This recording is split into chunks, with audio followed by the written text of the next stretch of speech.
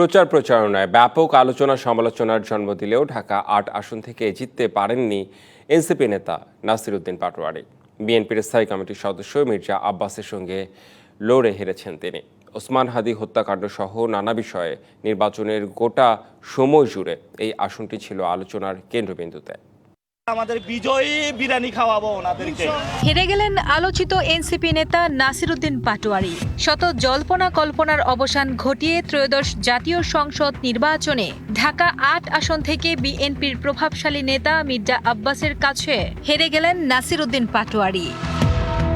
নির্বাচনী আমেজ শুরু হওয়ার আগে থেকেই ঢাকা-৮ আসন ছিল আলোচনার কেন্দ্রবিন্দুতে।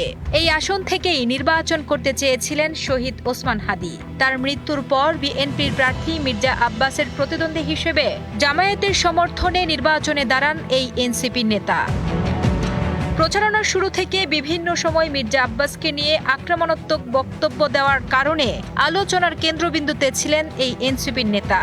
সিলভার টিপ কন্ট্যাক্টে তৈরি নিরাপদ ও নান্দনিক ক্লিক সুইচ নির্ভরতা জীবন জুড়ে।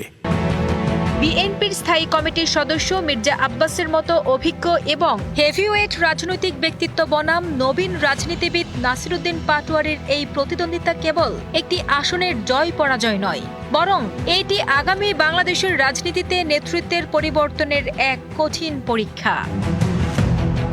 ঢাকা-৮ আসনে দিনভর উৎসব মুখর পরিবেশে অনুষ্ঠিত হয় ভোট। এই আসনটি ঘিরে সব দলের কর্মী, সমর্থক ও সাধারণ ভোটারদের মাঝে ছিল টান টান উত্তেজনা।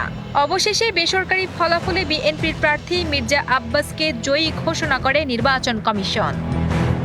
নাসির উদ্দিন পাটোয়ারি কাঙ্ক্ষিত বিজয় অর্জন করতে না পারলেও ভোটারদের মাঝে তার শক্তিশালী অবস্থান ছিল চোখে পড়ার মতো।